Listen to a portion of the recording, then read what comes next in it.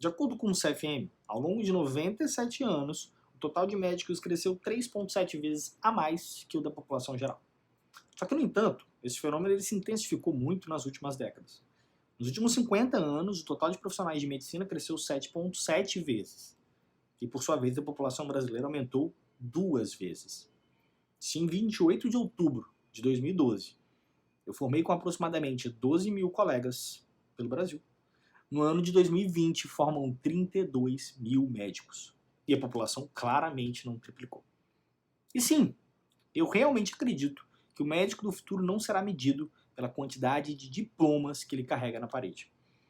Meu nome é Romulo Oliveira, eu sou médico, cirurgião vascular, professor de medicina e cofundador do PS Zerado. Quem aqui de vocês acha que a gente precisa fazer residência para ser um médico melhor? Levanta a mão aí. Eu concordo, sabe? Eu concordo com vocês. Ou pelo menos com a maioria de vocês.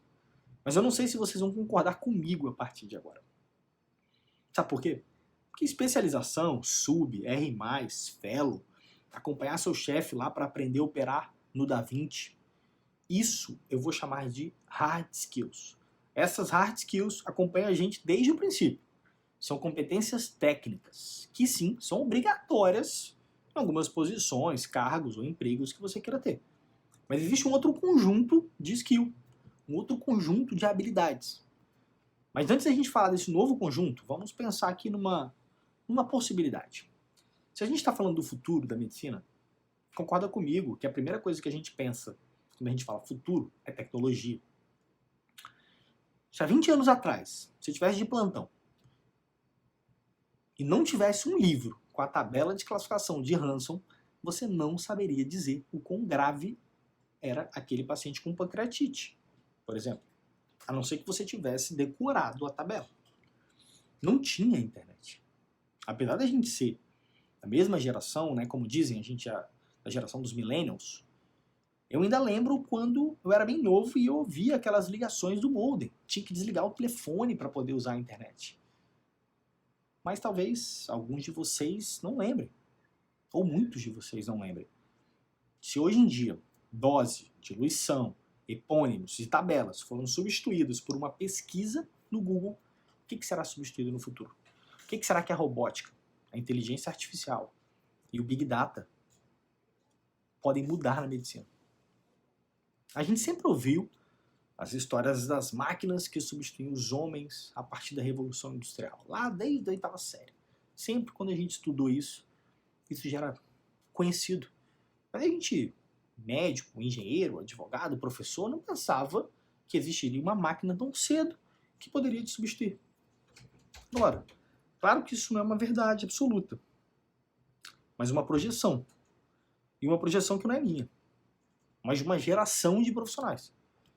E essa geração de profissionais busca um novo setup de habilidades, que a gente vai chamar aqui de soft skills. Se as hard skills eram as competências técnicas, soft skills seriam as competências individuais, ou por assim dizer, um toque humano. Quem imaginaria que uma pesquisa realizada pelo LinkedIn, que juntou mais de 5 mil profissionais responsáveis por contratações, para listarem as principais habilidades que eles usavam para contratar, nenhuma hard skill foi citada. Eu sei que não dá para ser cirurgião tendo feito arquitetura.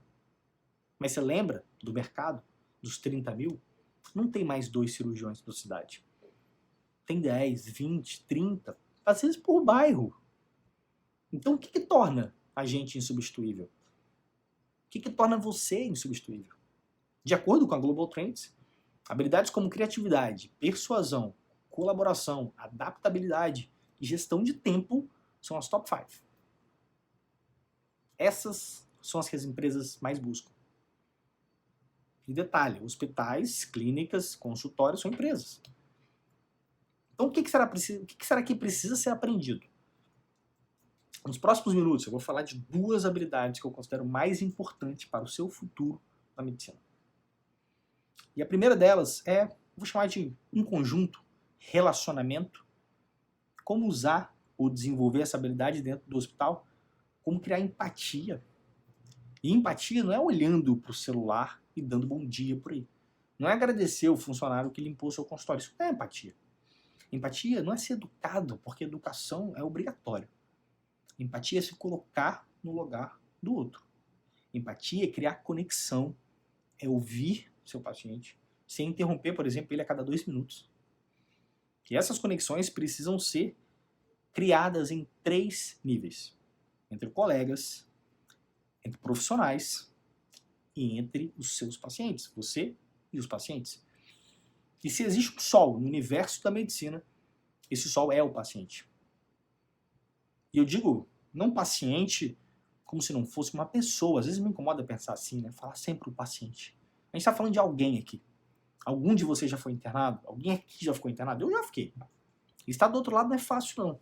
Você provar do medo, da vulnerabilidade, é algo que é game change. Pelo menos para mim sempre foi. Há pouco mais de um mês eu estava internado. Eu estava novamente do outro lado. E eu estava com muito medo. Medo de não poder fazer o que eu mais amava. De estar aqui, por exemplo. Medo de ter uma limitação. E apesar de ter amado ouvir que meus exames estavam normais, eu juro que eu queria um abraço. Eu queria como eu disse em cima, um toque mais humano. Por várias vezes eu tive que parar e repensar a forma como eu conduzia meus pacientes. E todas as vezes que eu parei, eu aprendi a ser alguém melhor. Aprendi a ser um médico melhor. Uma história que curou, por exemplo, meu mau humor na madrugada foi alguns anos atrás, logo quando eu voltei de São Paulo para Vitória, ali mais ou menos em 2014. Eu estava de plantão, após a residência, estava cansado, precisava de dormir no outro dia para estar mais disposto, né? Mas plantão noturno é aquela caixinha de surpresa, e esse dia eu levantei várias vezes. E uma delas, lá pelas tantas da madrugada, eu pensei, não acredito, cara. Quem tá vindo no PS semana dessa? Como se o PS fosse o McDonald's, né? Que o pessoal vem na madrugada depois da balada. Só tá normal, tá bem. Mas ninguém tá no PS porque quer. Ninguém tá ali porque gosta. E esse dia eu levantei e atendi alguém que precisava de mim. E daí pra frente tudo mudou pra mim. Eu não tô de plantão pra mim. Eu tô de plantão pro outro. Já parou pra pensar nisso? E é por isso que você precisa reconhecer. Empatia anda de mão dada com humildade. Eu não sei se já te falaram, mas você não precisa saber tudo. Você não precisa ter vergonha de pedir ajuda. Falar que não sabe não é razão para você se sentir pior ou inferior. O médico às vezes esquece disso. Esquece que ele tá louco para aprender uma punção central. Mas nunca pediu para a enfermeira ensinar ele uma punção periférica. Engraçado, né? Esquece que parecer não é uma solicitação na tela, não. Parecer um contato formal, uma gentileza entre profissionais. Esquece que quando a gente pede ajuda, normalmente a gente é ajudado. Então, com certeza, essas habilidades, esse conjunto de skills, são capazes de diferenciar o médico no futuro. E esse segundo conjunto de skill que eu vou falar aqui seria adaptação ou adaptabilidade. E para falar da adaptação, eu gostaria que você conhecesse a teoria antifrágil de Nassim Nicholas Taleb. A mentalidade antifrágil proposta, que seria o oposto da fragilidade, seria capaz de melhorar frente a erros e falhas, não sujeita apenas a uma reação, mas à aceitação e adaptação. Uma mentalidade capaz de controlar os imprevistos e ter consciência do que precisa para melhorar e agir. Uma busca constante e se colocando em posições de desafio, sabendo que se hoje é insatisfatório, amanhã será melhor. Para nós médicos, é a mesma coisa. A capacidade de desenvolver novas habilidades, não necessariamente técnicas. Eu não estou falando exatamente de uma pós, ou um curso que você foi fazer fora, mas ser colocado em xeque frente a um procedimento que complicou, por exemplo. Ter autocontrole para aceitar a situação, conseguir corrigir e ter plena certeza que saiu dali melhor, mais forte.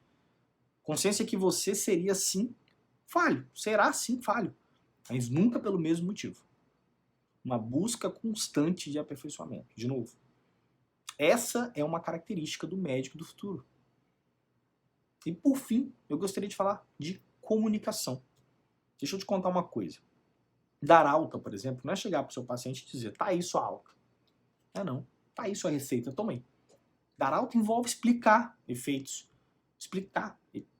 colaterais. né? Tirar dúvida, explicar quando ela deve voltar para o PS ou não. Dar um diagnóstico não significa falar, olha, seu João, você está com um hematoma aqui, você tem uma trombose. Dar o diagnóstico pode ser um abraço ou um murro para quem está ouvindo. Saber diferenciar isso é uma sutil habilidade nos bons médicos. Então, se você reclama, por exemplo, da telemedicina, mas raramente olha para o seu paciente enquanto ele te conta a história, você deveria repensar a telemedicina. Eu vou te propor um dever de casa. Da próxima vez que você estiver com algum paciente, aonde quer que seja, larga tudo da mão, fecha o sistema e ouve seu paciente. De verdade, escuta. Comunicar é muito maior que isso que eu estou falando. Por isso a gente perde, às vezes, 3 horas no treinamento do PS Zerado para desenvolver essa e outras soft skills, de tão importante que é isso. E o futuro é agora.